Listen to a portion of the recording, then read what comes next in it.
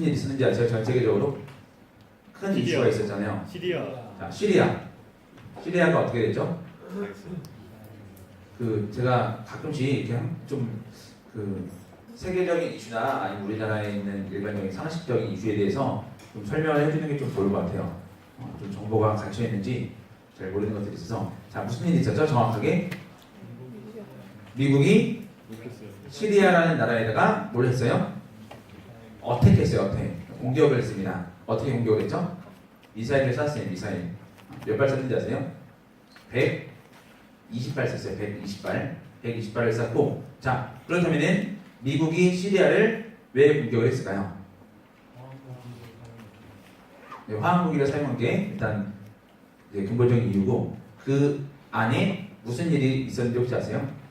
시리아가 내전 중에 있었잖아요. 내전. 근데 왜 시리아에 내전이 일어났고 미국이 거기에 미사일을 던졌는지 혹시 아시는 사람 있나요?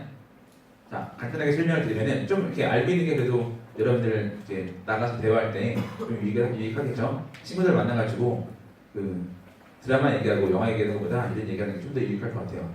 요즘에 한 드라마 있는데 밥 사주는 누나인가? 밥 사주는 누나 아니? 밥 잘 사주는 누나? 밥 잘 사주는 예쁜 누나? 여자? 예쁜 누나요. 재밌어요 이거? 어제 집에 가니까 우리 아내가 그거 보고 있더라고요. 눈이 하트를 변했어.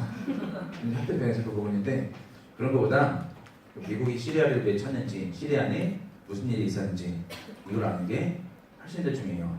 웰컴 투 사라예보라는 영화 혹시 아시나요? 15년 전에 했던 영화인데 사라예보에서 내전이 있었어요. 그때도. 근데 사라예보 사람들한테는 오늘 산에 죽느냐, 그게 그들에게 가장 큰 이슈인데, 바다 건너 미국에서는 가장 큰 이슈가 뭔지 알아요? 유명한 연예인들이 서로 결혼하냐 이혼하냐, 머리 스타일을 어떻게 했냐, 이게 가장 큰 이슈예요. 그거는 도덕적인 회의감이 와서 그렇게 된 겁니다. 근데 우리한테도 지금 어떤 나라에 전쟁이 일어났는데 그 나라에 왜 전쟁이 일어났는지 아는 것이 좀 중요합니다. 일단 내용은 이래요. 시리아에 장기 집권자가 있었습니다. 몇 년 동안 독재를 했냐면은 40년이란 긴 시간 동안 독재를 했습니다. 그러다 보니 어떻게 되겠어요? 국민들이 들고 일어나겠죠. 들고 일어났는데 그냥 데모 수준에 그친 게 아니라 얘네가 거의 군대를 조직하게 됐어요. 그래서 반군이 조직이 됐습니다. 그래서 정부군이랑 반군이랑 싸우게 되는 거예요. 근데 어떤 나라든지 그 나라랑 친한 나라가 있어요. 시리아는 어떤 나라랑 친하냐면은 이란이랑 친합니다. 그리고 러시아가 어떻게든 그 시리아랑 그 중동 쪽에서 영향력을 행사하려고 그곳에 또 발 하나를 들여놨어요. 그리고 이 시리아에 있는 사람들 중에 누가 있냐면은 쿠르드족이 있는데, 그 쿠르드족이 또 어떤 나라냐면은 그 위에 있는 터키라는 나라에도 있습니다. 자, 근데 또 문제는 그 시리아 옆에 있는 나라가 사우디아라비아라는 나라예요. 사우디아라비아. 그리고 사우디아라비아가 어디랑 친한지 아세요? 미국이랑 친해요. 미국이랑. 그러니까 이게 좀 더 깊이 들어가면은 국제전이 돼버리는 거예요. 근데 어쨌든 전쟁이 일어나지 않는 게 좋으니까 서로 다 어찌저찌 하다가 손을 떼버렸어요. 그리고 더 이상 미국이 거기 있을 명분이 사라졌습니다. 그래서 다 손을 뗐는데, 문제는 엊그저께가 아니라 일주일 전 정도에 이 시리아 정부군이 반군한테 공격을 했는데 사용하면 안 되는 무기를 썼어요. 전쟁하는 데 사용하면 안 되는 무기가 어디가 있는데, 그리고 이제 보통 어느 시대든지 서로 건드리면 안 되는 불문율이라는 게 있어요. 예를 들어서 이제 마호메트 아시죠? 마호메트. 이 무함마드가 자기 종교를 세워가면서 큰 실수를 하나 했는데, 그게 뭐냐면은 유대인들을 죽일 때 유대인만 죽인 게 아니라 유대인들이 갖고 있던 야자수 있죠? 야자수. 사막에 사는 유대인들이 있었는데 그 사막에 사는 유대인들이 갖고 있던 야자수를 베어버렸어요. 근데 중동 지역, 그 광야에서 사는 중동 지역에서는 전쟁을 해도 불문율이 있어요. 집은 부셔도 되고 사람은 죽여도 되는데 딱 하나, 야자수는 베어버리면 안 돼요. 근데 그 불문율을 어겼습니다. 그리고 지금 시리아 정부군이 마찬가지로 불문율을 어기는데 그 뭐냐면은 화학무기를 쓴 거예요. 화학무기. 그리고 그 화학무기를 맞고 어린아이도 죽고 어른도 죽고 하는 영상이 곳곳에, 세계 곳곳에 방송이 되었습니다. 이것을 보고 이제 미국이 뭘 할 수 있는 명분이 생긴 거예요. 거기를 공격할 수 있는 명분이 생겼습니다. 그리고 미국은 스스로 세계 경찰을 맡아서 하고 있어요. 그래서 미사일을 쏘아댔습니다. 근데 미국에서만 공격을 한 게 아니라 영국과 프랑스가 함께 협력을 해서 공격을 했어요. 근데 이게 우리한테 왜 중요하냐면은 시리아 나라는 자체 무기를 만들 그렇게 큰 기술력이 없는 나라예요. 없는 나라이고 어디선가 그 무기를 사왔겠죠. 근데 가장 유력한 나라가 세 군데가 있어요. 세 군데가 있는데 첫 번째 중국, 두 번째 러시아, 세 번째 어딘지 아세요? 대한민국이 아니에요. 대한민국이 아니라 북한이에요. 그리고 가장 가능성이 높은 게 북한이라고 많은 전문가들이 얘기를 합니다. 그러니까 화학무기를 써가지고 미국이 공격을 했어. 그러면은 화학무기를 판 나라도 어떻게 되겠어요? 같이 어느 정도의 해를 입을 수도 있겠죠. 그래서 이게 우리한테 매우 중요합니다. 자, 이런 일이 있었다는 것을 여러분들이 잘 기억하세요. 잘 기억하고 지금 세계가 어떻게 돌아가고 있는지 내가 지성인으로서 어쩌다 어른이 돼서 아무것도 몰라야 하는 게 아니라 여러분들이 세계 정세에는 그리고 국제적인 정세에는 꼭 관심을 갖기를 간절히 바랍니다. 말씀 시작하겠습니다. 오늘은 순모임 있는 날이라서 평소보다 좀 빨리 끝내도록 노력을 한번 해보겠습니다. 자, 말씀 시작할게요. 책을 여러분들 잘 사시죠? 책. 자, 2018년도에 와서 나는 책 한 권을 좀 사봤다 손 들어보세요. 한 권. 전공서적 말고. 전공서적 말고. 학교에서 사라고 해서 사는 거 말고. 레포트 쓰라고 해서 사는 거 말고. 제본한 거 말고. 나는 서점에 가서 아니면은 온라인 서점에서 책을 한 권 사봤다 손 들어보세요. 와, 그래도 많이 샀네. 주연이는 뭐 샀어요? 영어책 말고. 학습지 말고.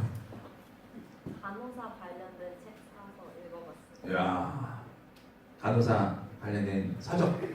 또 우진이. 백세기 네? 백세기 역사 책. 백세기? 백세기는 뭐죠?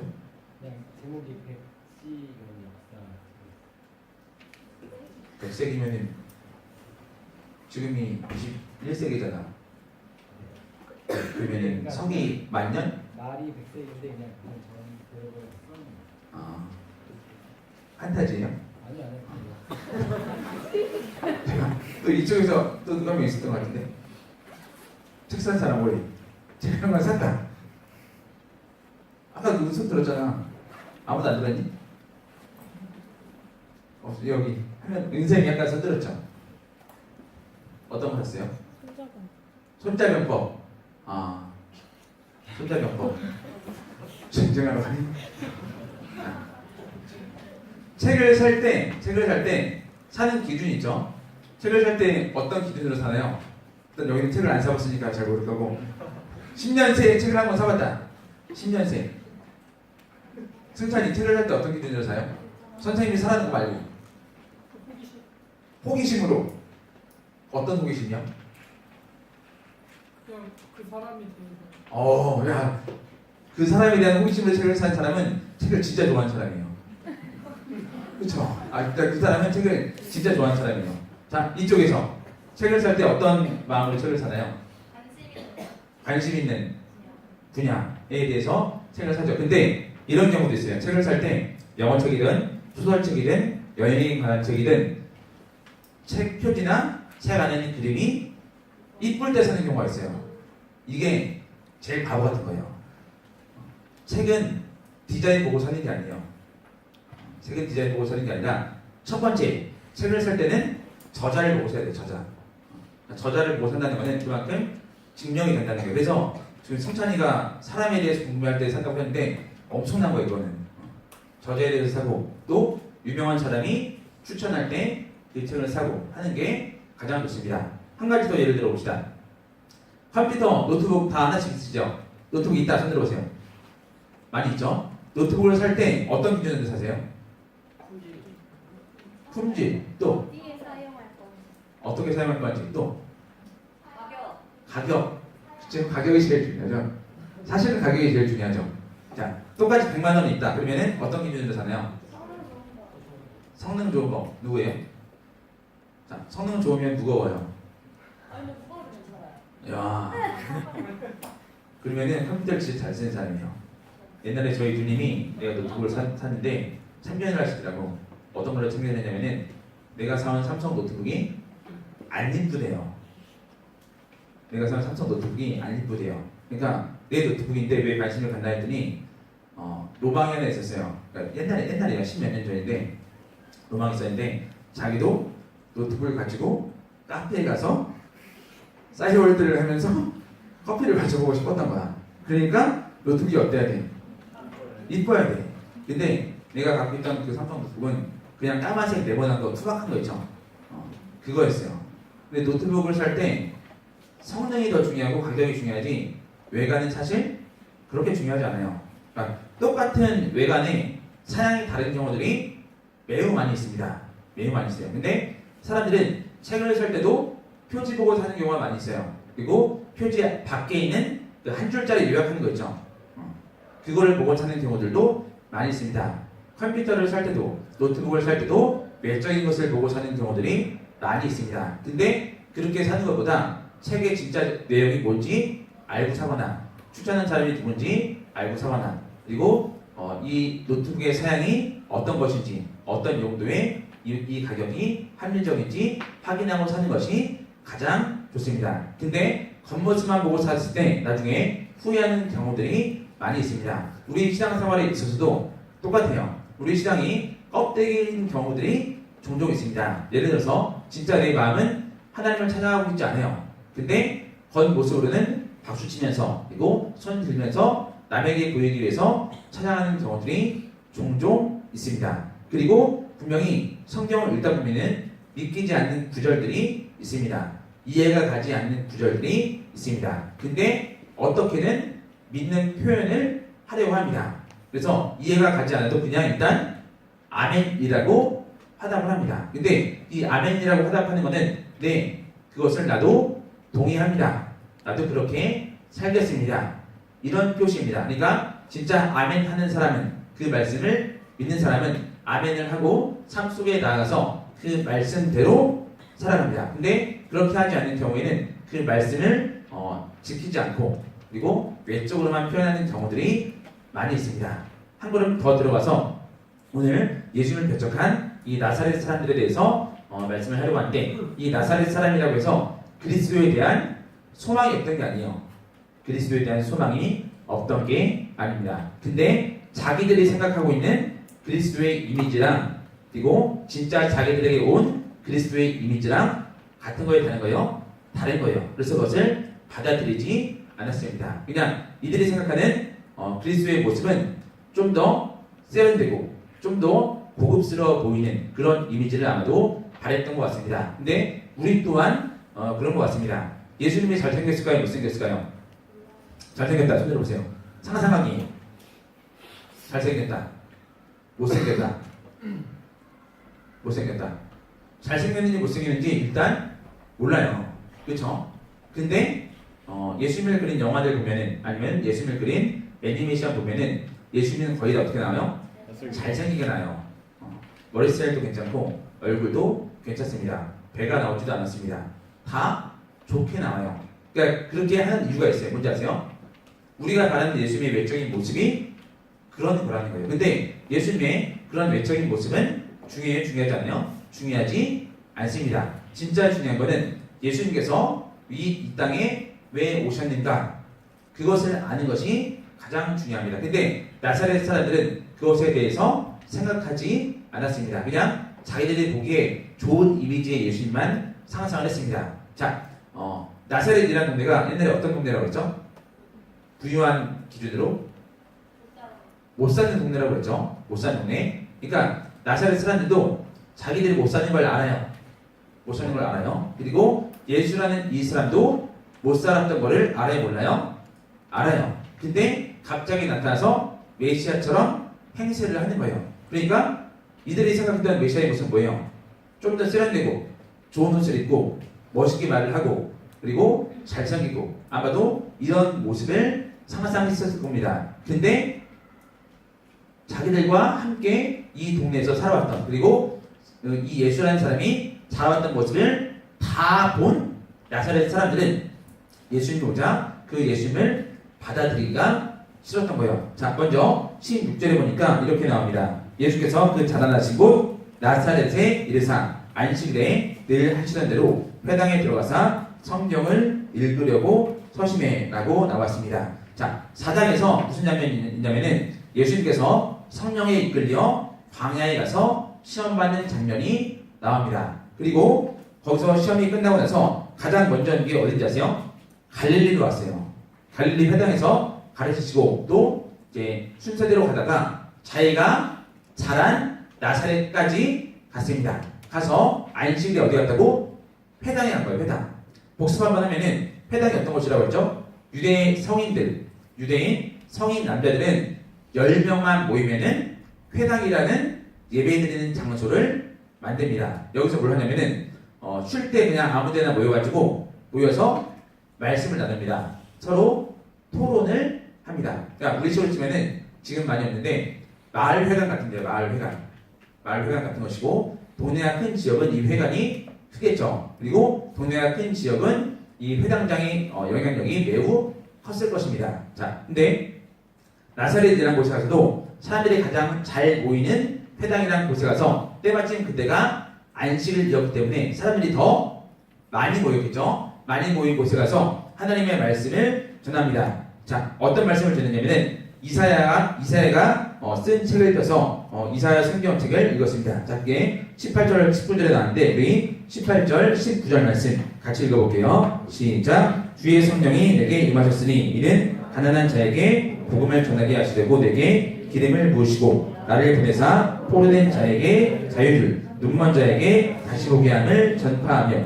눌린 자를 자유롭게 하고 주의 은혜를 전파하게 하려 하심이라. 자, 했는데 이 책을 덮고 이 책을 맡은 사람에게 다시 주고 앉았더니 자, 예수님을 이 회당에 있는 사람들이 20절에 보니까 다 주목하여 보더라 라고 합니다. 근데 21절에 예수님이 이 사람들의 심기를 건드리는 말을 합니다. 자, 그 말이 뭐냐면은 이 글이 오늘 너희 귀에 응하였도다 라고 합니다. 이 말씀이 이제 너희에게 응답될 것이다. 이제 이 말씀이 너희에게 실행이 될 것이다 라고 얘기를 합니다. 자, 이 말씀이 실행이 된다는 것은 무슨 뜻일까요? 이제 하나님의 때가 왔다는 거예요. 이제 하나님의 때가 왔다는 거예요. 자, 신약 시대를 살아가고 있는 우리들한테는 예수님께서 이 말씀을 한 게 뭐라고 하냐면은 예수님이 다시 오시는 날이 언제죠? 예수님이 다시 오시는 날이 언제예요? 모르죠. 그렇죠? 예수님 자신도 모른다고 했죠. 오직 누구만 알아요? 하나님 아버지만 이것을 아신다고 했습니다. 근데 갑자기 어떤 목사님이 설교를 하다가 이러는 거예요. 이제 좀 있으면은 예수님이 오실 때가 됐습니다 라고 설교를 하는 거예요. 그러면은 그 목사님은 순간 뭐가 되죠? 이단이 되는 거예요. 이단이. 설교단에서 설교하다가 끌려 내려올 수 있는 말이 그런 말이에요. 근데 지금 예수님이 메시아가 온다는 말씀을 선포하고 그리고 그 다음에 적용을 해줬죠. 뭐라고? 이제 이것이 너희들에게 실현이 될 것이다 라고 적용을 한 거예요. 근데 이거는 하면 안 되는 말이에요. 이 사람들에게는 이것을 하면 안 되는 말이에요. 이거는 누구만 할 수 있어요? 그리스도만 할 수 있는 거예요. 그리스도만 할 수 있습니다. 자, 그러면은 예수님이 그리스도일까요? 그리스도가 아닐까요? 자신 있게 예수님은 그리스도가 맞죠. 우리는 그걸 믿죠. 근데 이 회당에 있던 예수님 고향 사람들은 이걸 믿는 거예요? 안 믿는 거예요? 안 믿는 거예요. 그러니까 예수님께서 하신 이 말이 너희 귀에 응하였도다 라고 할 때 이 말은 누가 하는 말이에요? 이단이 하는 말이에요. 지금 이단이. 그래서 22절에 이렇게 얘기합니다. 그들이 다 지원하고 그 입으로 나오는 바 은혜로운 말을 놀랍게 여겨 이르되 이렇게 얘기하는 거예요. 자, 놀랍게 여겨 이르가 말씀 참 신선하다. 드디어 주께서 오실 때가 됐구나. 이게 아니라 신기하게 여긴 거예요. 뭐 저런 놈이 다 있나 이런 식으로. 그러면서 얘기를 합니다.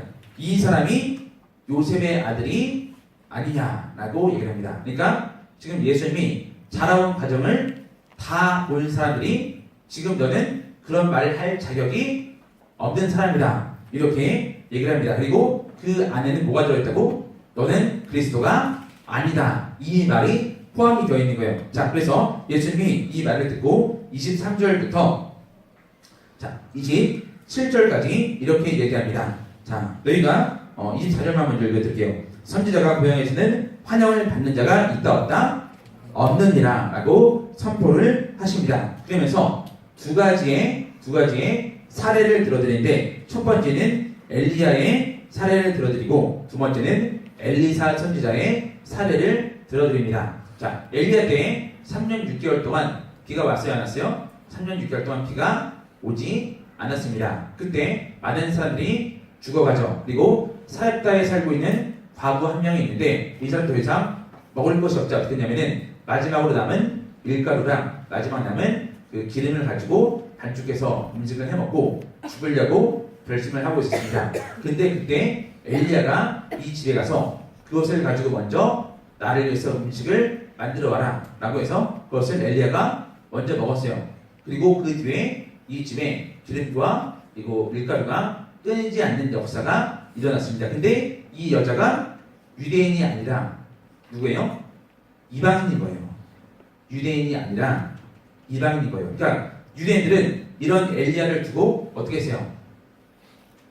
엘리야를 배척했어요. 이 유대인들은, 이스라엘 사람들은 엘리야가 그 땅에 살고 있는데 그 엘리야를 오히려 도와주지 않고 배척했습니다. 언제 도와주는지 알아요? 언제? 엘리야가 하나님의 뜻을 행해가지고 그 선지자 850명과 싸워 이겼을 때 그때 조금 도와줬어요.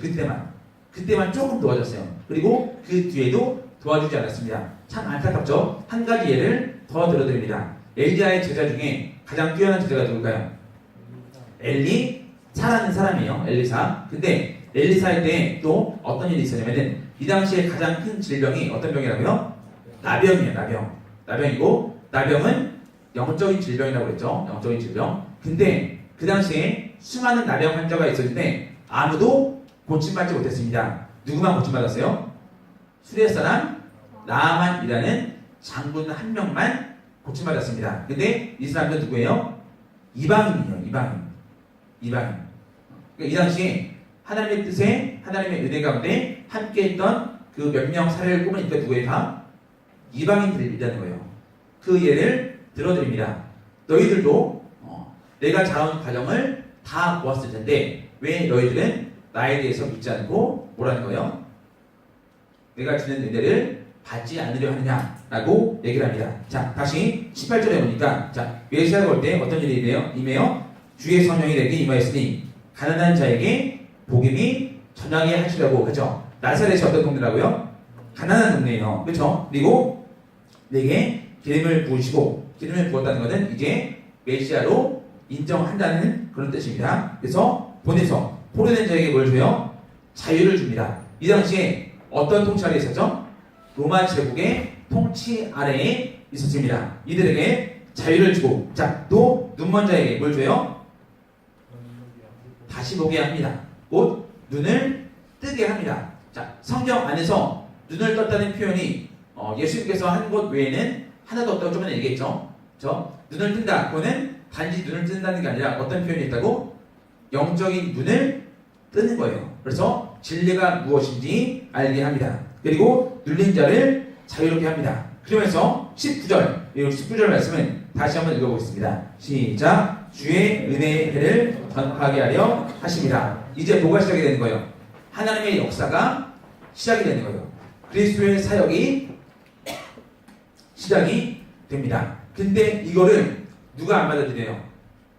고향 사람들이 받아들이지 않는 거예요. 그러니까 이거는 단지 예수님을 시샘하는 게 아니에요. 예수님을 시샘하는 게 아니에요.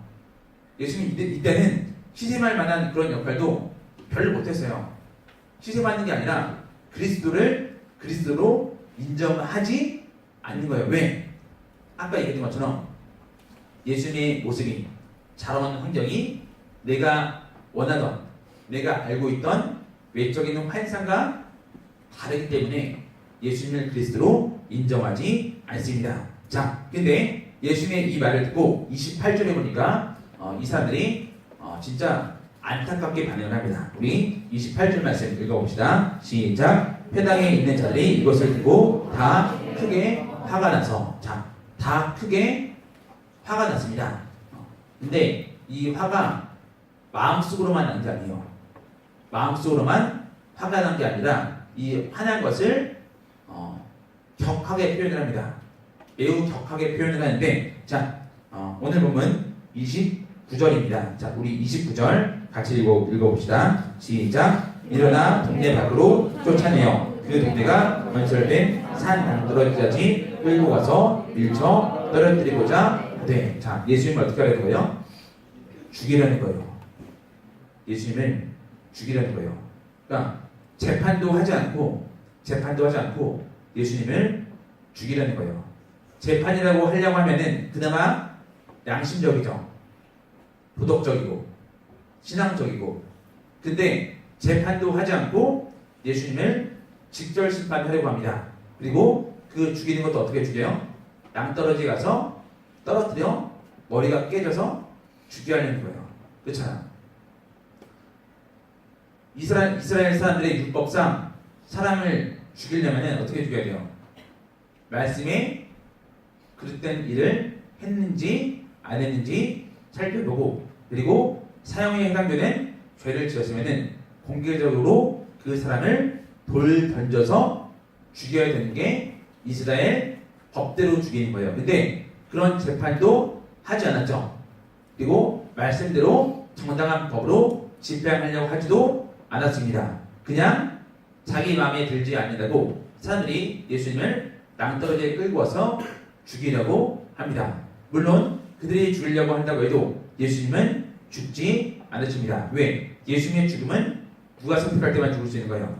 예수님 자신이 선택할 때만 죽을 수가 있습니다. 자, 우리 삶으로 들어와서 우리도 말씀에 대해서 이해가 되는 부분들이 있습니다. 이해가 되지 않는 부분들도 있습니다. 설교를 들을 때도 똑같죠. 설교를 들을 때도 이해가 되는 부분들이 있죠. 이해가 되지 않는 부분들도 있습니다. 그리고 예수님의 사역에 대해서 이해가 되는 부분들이 있기도 하고 그렇지 않은 부분들이 있기도 합니다. 근데 그건 중요하지 않아요. 우리 5분만 더 할 테니까 저 좀 보시고, 그리고 눈 감으면서 묵상하면서 그랬구나, 설교 그렇게 묵상하면서 듣지 말고 5분만 저를 좀 보고 말씀을 드립시다. 신앙생활에는요, 이해가 중요하지 않아요. 신앙생활은 이해가 중요하지 않습니다. 신앙생활은 순종이 중요해요. 신앙생활은 이해가 중요한 게 아니라 순종이 중요합니다. 사실 다 이해하지 못하잖아요. 우리 이거 다 읽어본 사람도 없고, 그렇잖아. 근데 가끔씩 설교를 듣다가 이해가지 않는 부분이 있어서 내가 그것은 행하지 못하겠습니다 라고 하는 사람들이 수도 없이 많아요. 대한민국 교인 중에 그렇지 않은 사람 거의 없습니다. 이해가 가는 것에 대해서만, 내 마음이 열리는 것에 대해서만, 그것에 대해서만 받아들이려 하는 경우들이 많습니다. 근데 그거는요, 하나도 중요하지 않아요. 하나도 중요하지 않아요. 이해하지 못한 그 사람에게 문제가 있는 거지, 하나님의 말씀이 잘못된 적은 한 번도 없습니다. 우리에게 중요한 것은 이 말씀을 이해하는 게 중요한 게 아니라 이 말씀을 순종하는 게 훨씬 더 중요합니다. 그러면은 이해하지 않아도 무조건 됩니까? 그건 아니에요. 그건 아니에요. 우선순위에 있어서 순종이 더 중요하고 그 다음에 이해하는 것이 중요합니다. 말씀은 누가 이해하는지 아세요? 누가 이해하는지 아세요? 순종하는 사람이 이해해요. 말씀은 순종하는 사람이 이해합니다. 그리고 순종하는 사람은 그냥 순종하는 게 아니에요. 뭘로 순종하는지 알아요? 맹목적인 순종이 아니에요. 우리의 순종은 믿음이 있기 때문에 그 믿음에 기초한 순종입니다. 그래서 이해되지 않아도 믿음으로 순종하면은 그 말씀이 우리한테 응하는 것을 우리가 누리게 되는 거예요. 우리가 이해하고 믿는 사람들 있죠. 이해하고 믿고 싶습니다. 이런 사람 있죠. 못 믿어요. 그 사람들은요 믿지도 못하고 하나님의 역사도 체험하지 못합니다. 만약에 이해하고 믿는 게 맞다고 하면은, 이해하고 순종하는 게 맞다고 하면은 철학자들의 신앙이 제일 좋아야 돼요. 철학자들의 신앙이 제일 좋아야 됩니다. 신학자들의 신앙이 제일 좋아야 되고 신학 교수들의 신앙이 제일 좋아야 됩니다. 근데 그래요, 그렇지 않아요? 그렇지 않아요. 제가 저번에도 말씀드렸지만 여러분들 고등학교 중학교 때 배웠던 윤리 도덕 있죠? 그 선생님들 성경에 대해서 다 배웠어요. 중세 철학이 신학이기 때문에 그 사람들 성경에 대해서 다 배웠습니다. 여러분보다 많이 알 수도 있어요. 더 많이 알기도 해요. 신학적인 사유에 대해서도 많이 알고 교파에 대해서도 많이 알고. 근데 믿지 않아요. 이해가 되는데 믿지 않습니다. 이해하고 믿는 게 아니라 믿고 순종하고 나중에 이해가 되는 거예요. 이해가. 그리고 그게 반복이 되면 반복이 될수록 하나님의 말씀이 더 많이 이해가 됩니다. 이 선순환이 이루어지면은 그 말씀이 진짜 살아서 운동력이 있는 그 말씀이 여러분한테 매일 주어지게 되는 거예요. 근데 그냥 이해될 때까지 나는 아무것도 안 하겠습니다 하는 사람은 그 말씀의 힘을 절대로 체험하지 못해요. 그 사람한테는 그 말씀이 살아있는 말씀이 아니라 죽은 말씀이 되어버립니다. 죽은 말씀이. 내가 생각하기에 좋은 이미지, 좋은 그림, 이게 중요한 게 아니에요. 이걸 바라다가 예수를 죽이려고 했던, 그리스도를 죽이려고 했던 사람들이 나사렛 사람들인 거예요. 나사렛 사람들. 요즘에는 설교가 하도 많이 선포되다 보니까 교인들도요, 어떤 말씀 좋아하는지 알아요? 세련된 말씀을 좋아해요. 세련된 말씀. 멋있는 말씀. 이런 걸 좋아해요. 근데 그 말씀 자체에 힘이 없는 건 아니에요. 근데 그것만 좋아하는 사람들한테는 그런 말씀이 아무런 힘이 되지 않습니다. 마음의 위로만 줄 거예요. 위로만. 근데 그 정도 위로를 얻으려면 담배 한 대 피는 게 훨씬 나아요. 담배 한 대 피는 게 훨씬 나아요. 말씀은 위로받으려고 듣는 게 아니에요. 말씀에 순종하려고 듣는 겁니다.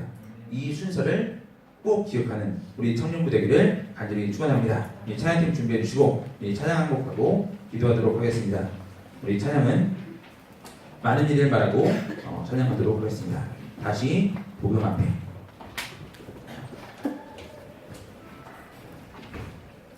우리 글 끄고 다 일어나서 찬양합시다.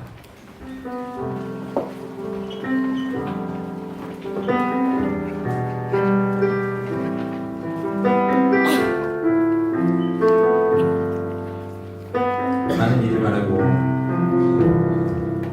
많은 일을 말하고 많은 일을 노래는 하지만 통다